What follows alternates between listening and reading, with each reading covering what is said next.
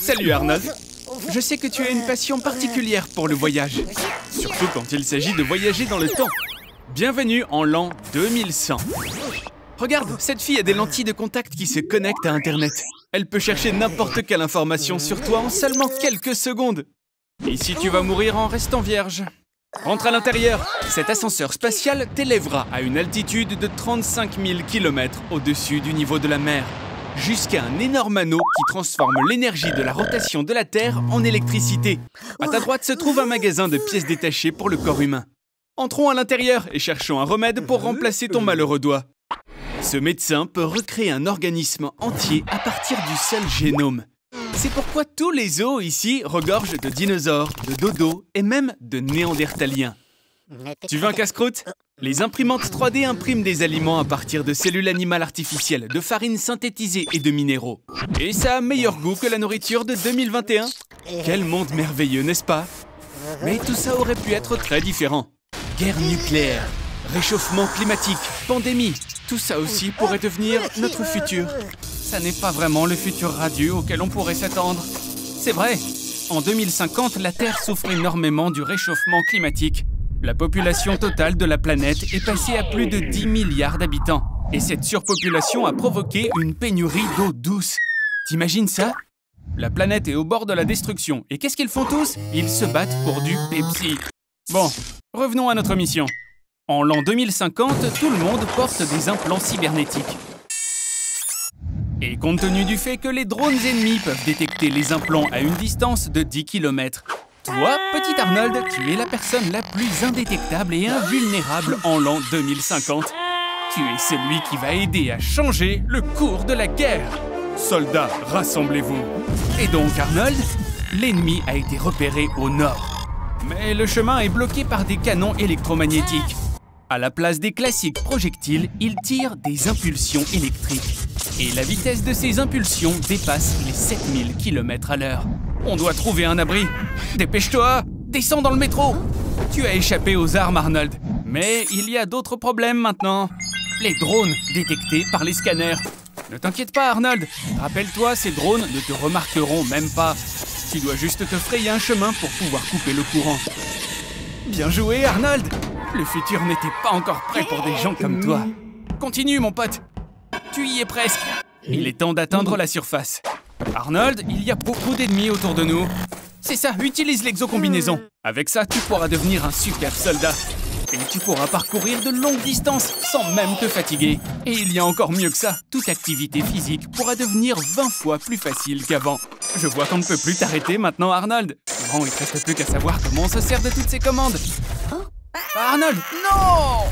Tu viens de tuer ta propre version du futur. Ok, bon, pas le temps de se lamenter. Tes ennemis arrivent. Tu as un lance-flamme, utilise-le! Oh ouais, je crois que personne n'a jamais pensé qu'un jour ça pourrait arriver à Hollywood. Arnold, attention! Une fusée! Arnold? Arnold! Est-ce que ça va? Est-ce que t'es prêt à vivre pendant 1000 ans? D'abord une petite injection. Alors parlons d'abord de ce que tu aurais à offrir à l'humanité avec cette vie de 1000 ans. Ouais, rien, sauf peut-être 230 kilos de peau que ton corps ne cesserait de développer, ce qui pourrait éventuellement couvrir un terrain de football et demi. Et puis il y a tous tes cheveux aussi, dont la longueur serait égale à la hauteur de 10 statues de la liberté. C'est peut-être le mieux que tu puisses offrir. Mais ne t'inquiète pas, il y a un autre avantage. Au cours des 100 dernières années, la taille moyenne d'une personne a augmenté de 8 cm, ce qui s'explique par les progrès de la médecine. Alors que se passerait-il si tu continuais à grandir? À la fin de l'expérience, tu mesurerais 80 mètres de haut. Bon, maintenant tu es vraiment une créature complètement ridicule. Mais non, même pour toi, Arnie, c'est vraiment trop. Une grande partie de la complexité de la longévité réside dans l'incapacité des organes à supporter une exploitation de 100 à 200 ans. Tes articulations finiraient par se détériorer sous leur propre poids et le stress. Heureusement, des organes robotiques apparaîtront sur la scène. Et là, c'est beaucoup mieux. Mais est-ce qu'il est possible de remplacer toutes les différentes parties du corps? Malheureusement, non. Et il y a des limites avec le cerveau, bien sûr. La mémoire d'Arnold est capable de contenir 2,5 pétaoctets d'informations. C'est l'équivalent du contenu de toutes les photos de Facebook, plus 20 millions de boîtes d'archives remplies de documents entiers. C'est un chiffre qui peut sembler énorme, mais dans 300 ans, ta mémoire sera complètement pleine. Comme Arnie deviendra la plus vieille personne de la planète, il sera bientôt célèbre. Mais il ne pourra pas aligner 2 mots en raison de sa mémoire pleine. Donc, ton corps n'est pas vraiment destiné à une si longue vie, Arnold. Est-ce que tu sais quelle serait la meilleure chose à faire pour l'humanité? La libérer de toi-même. Tu viens tout juste de voyager 3 milliards d'années dans le passé. Seuls les organismes unicellulaires vivent à cette époque. Pas de douleur et pas d'humiliation. Alors Arnold, t'es heureux maintenant? Pour être honnête, en y repensant, je suis un peu inquiet pour l'humanité si tu devais devenir son père fondateur. Ah, sympa ce changement, non? La Terre 2020. Et tu es maintenant l'homme le plus heureux du monde. Parce que tu es le seul humain vivant. Tous les autres se sont désintégrés après une mauvaise expérience sur la matière noire. Quels sont tes plans, Arnold? Hé, tu vas où? Je me demande combien de temps tu vas survivre. Sans personne pour travailler dans les centrales électriques, il n'y a plus d'électricité. Et ça signifie plus de chauffage, plus de réfrigérateur et plus d'eau propre. Peut-être que tu devrais chercher des conseils sur Internet. Oh, attends. Bien sûr, il n'y a plus d'Internet. Tu vas devoir trouver comment survivre par toi-même. L'eau. L'eau en bouteille a une durée de conservation d'environ 2 ans. Et tu peux stériliser l'eau des rivières avec de l'alcool fort. Et la nourriture alors? Les seuls produits alimentaires qui ont une durée de conservation illimitée sont le riz, le lait en poudre et le miel. Et pour être honnête, je pense qu'il est peu probable que tu maîtrises l'art de la chasse. Pour diversifier ton alimentation, tu vas devoir déménager au Mexique. Il fait plus chaud là-bas et tu peux tester l'agriculture. Tu devras également acquérir des compétences médicales pour ne pas mourir la première fois que tu vas te couper. Et même après avoir résolu tous ces problèmes de survie de base, tu devrais essayer de ne pas perdre la tête à cause de la solitude absolue et implacable. Eh ben, on dirait que t'as réussi, Arnold. Tout seul. Et sans tous ces gens pessimistes qui produisent des trucs à manger. Construisent des maisons, gèrent les installations de traitement d'eau, surveillent les capteurs des centrales nucléaires et contrôlent les stations spatiales.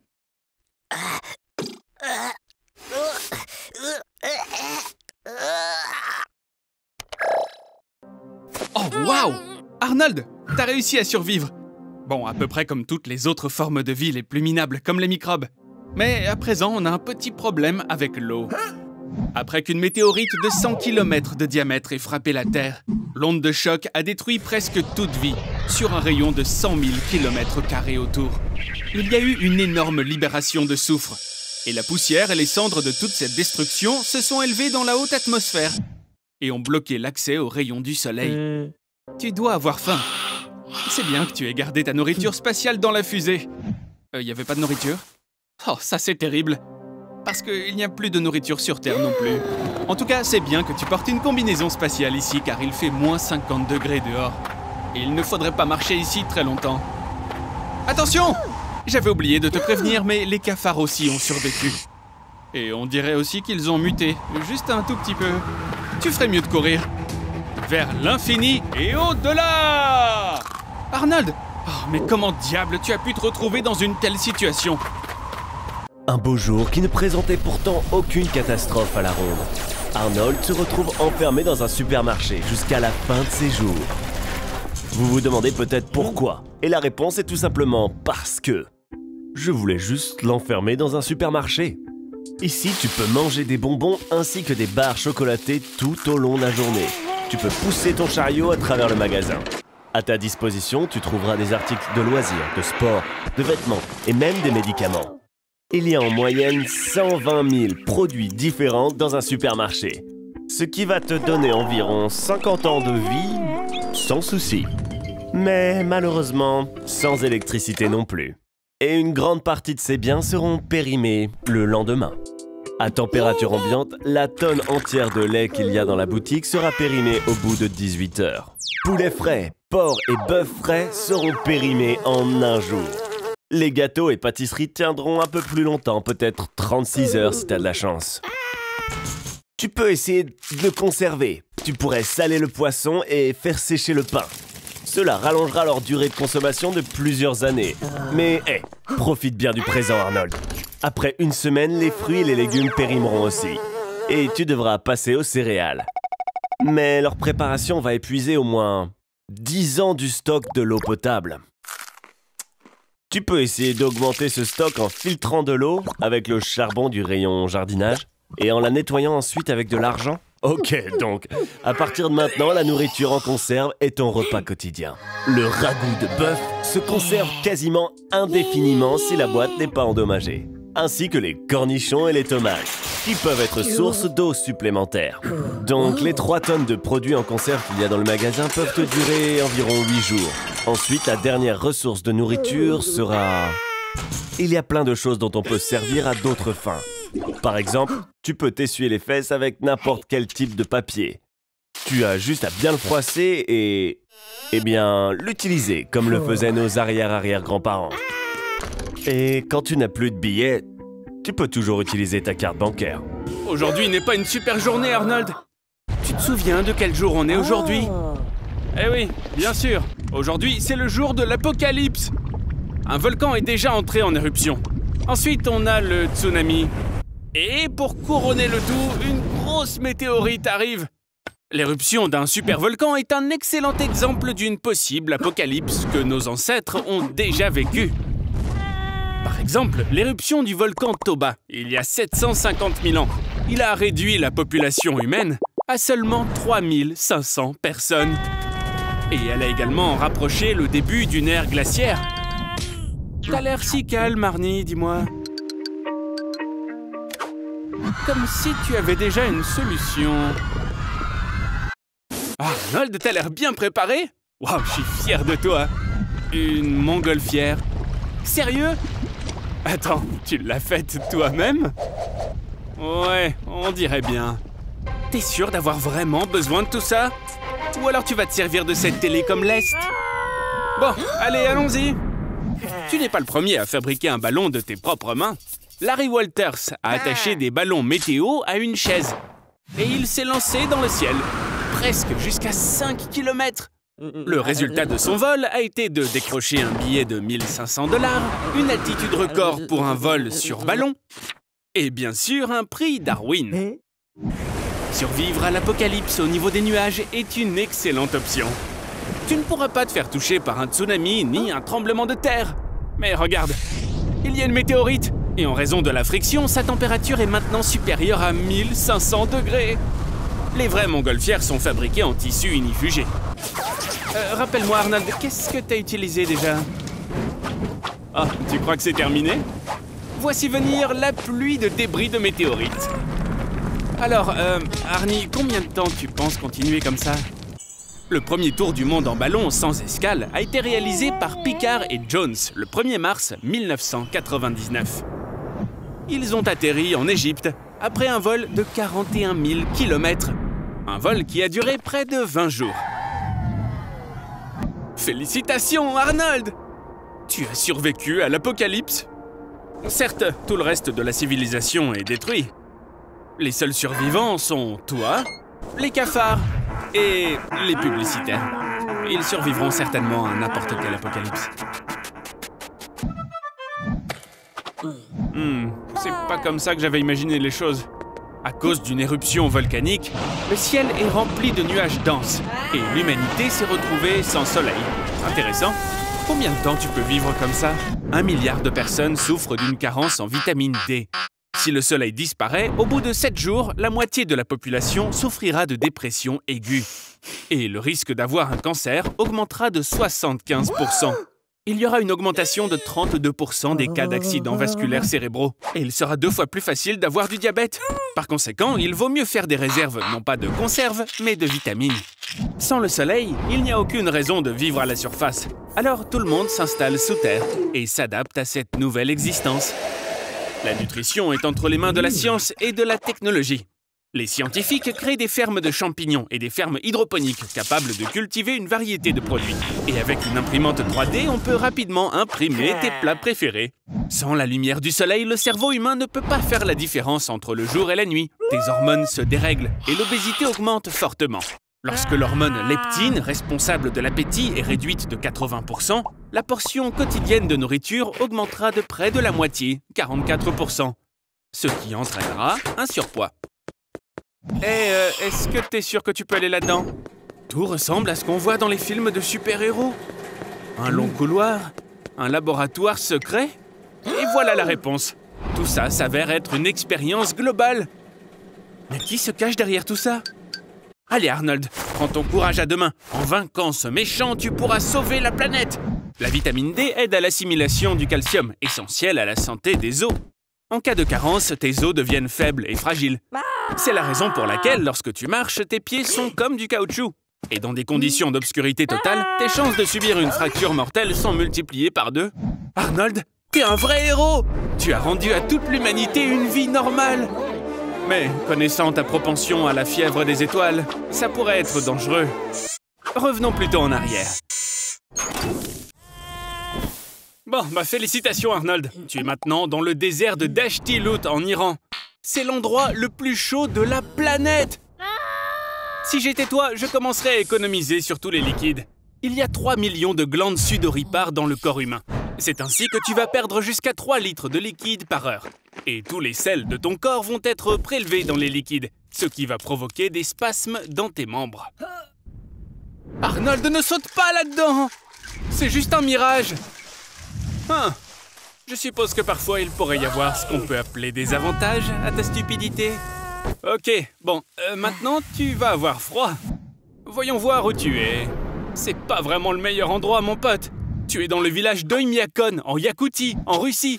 C'est l'endroit le plus froid de la planète. On y a relevé un record de température de moins 71,2 degrés Celsius.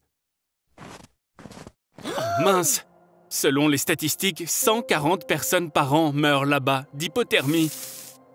Alors, bouge-toi! La température du corps humain est de 36,6 degrés Celsius. Mais par un froid pareil, elle va chuter. Et comment? Ton corps va essayer de se réchauffer. Et il va le faire en frissonnant. Ensuite, ta mémoire va commencer à flancher. Et ensuite, ton esprit.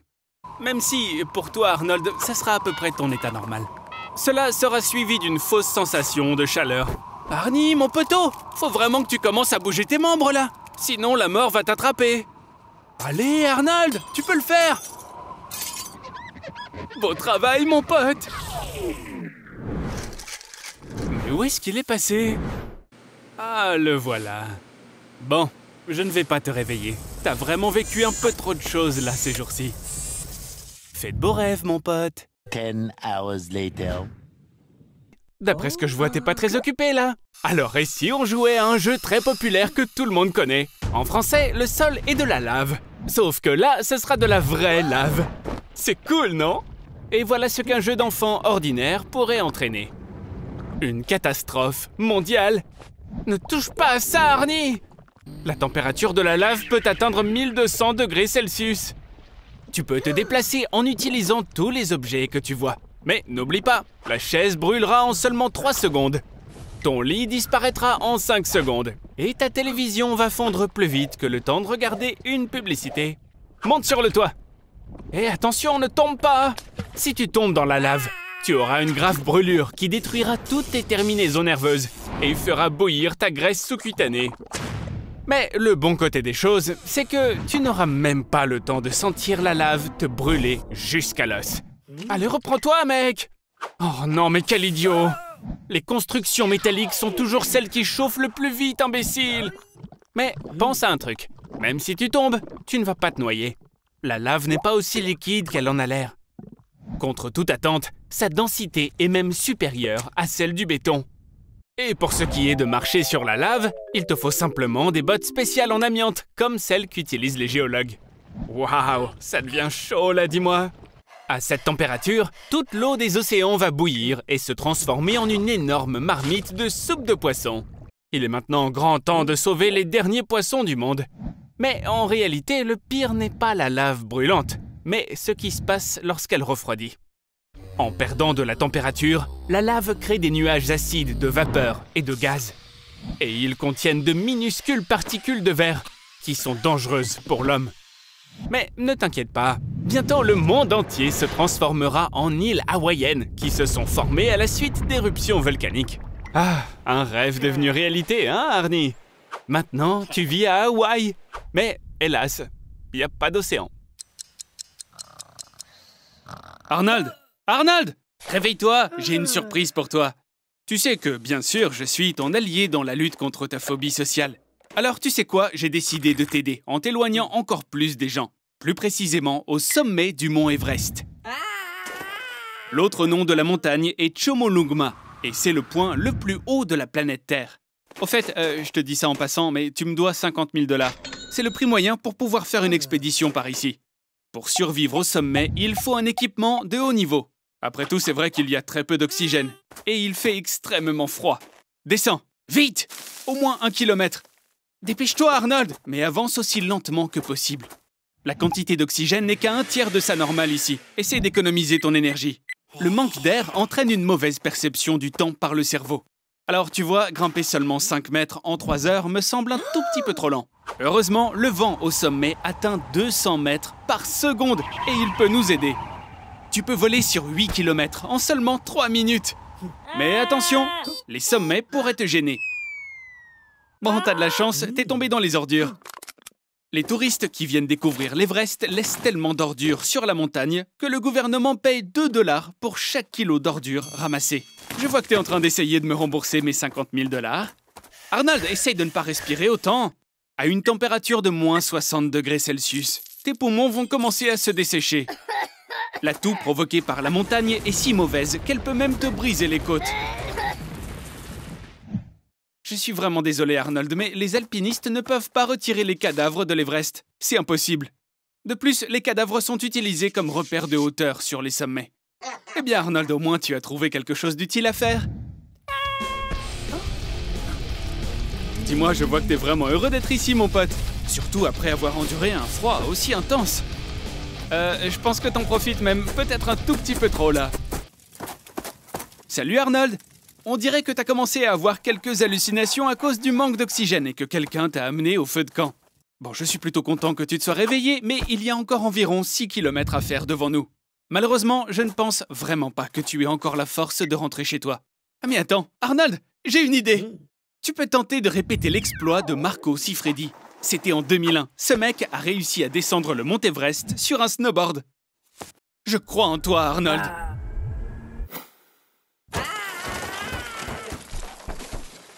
Plusieurs os cassés et des engelures qui ont l'air d'être au dernier stade. Mais on a atteint le sol. Arnold, mais c'est complètement incroyable. Allez, crie un peu avec moi. Hurrah! Arnold, je plaisantais. Tu peux pas faire ça. Tu peux pas crier dans les montagnes. Ça peut déclencher une avalanche.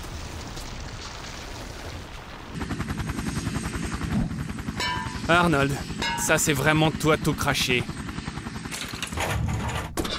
Ah oui, aujourd'hui c'est définitivement pas ton jour.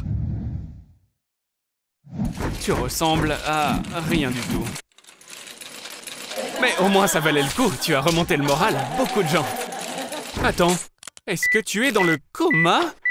En te regardant, on pourrait croire que tu es mort, mais tu es toujours vivant à l'intérieur. Dans un coma, tu es incapable de répondre aux stimuli externes. Et grâce à ça, tu seras le meilleur fan de K-pop. Et tu pourras écouter la même chanson en boucle pendant des années. Les gens peuvent être dans le coma de quelques jours à une douzaine d'années.